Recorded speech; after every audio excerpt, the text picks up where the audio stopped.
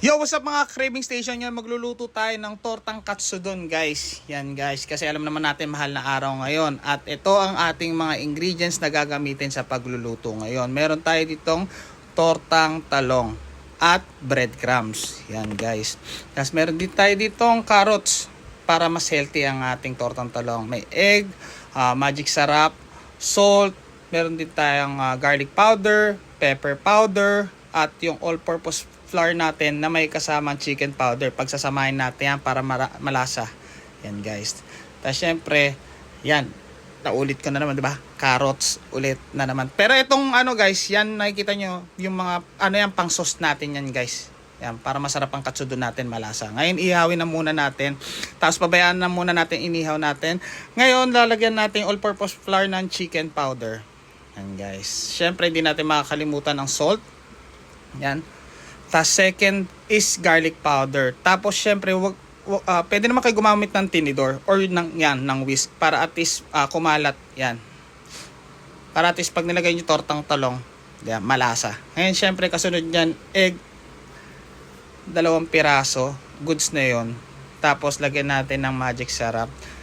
Tapos diyan sunod natin asin. Tapos i-whisk din natin. Pero guys, mas maganda kung lalagyan niyo siya ng konting tubig.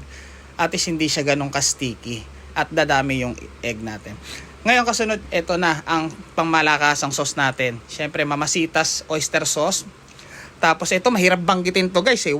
Worcestershire sauce. Bahala na kayo guys, search nyo na lang. Tapos yan, ketchup. Syempre masarap yan. Tapos lagyan natin ng pang-balance asukal. Yan, pindot-pindutin lang natin guys ang ating tortang talong. Yan. Pero wag niyo masyadong pindutin hanggang baba kasi papangit siya, magiging sagi ba. Tapos ngayon lagyan na natin ng carrots para at least mas healthy. Yan guys, alam naman natin dapat ngayon Lenten season is puro gulay lang tayo guys. Ngayon, hawakan natin sa likuran para hindi masyado bumagsak yung mga carrots. Yan, ipat lang natin sa flour. Yan, para dumikit yung flour. Then after that, hawakan din natin ulit sa likod, tapos ilagay natin sa egg.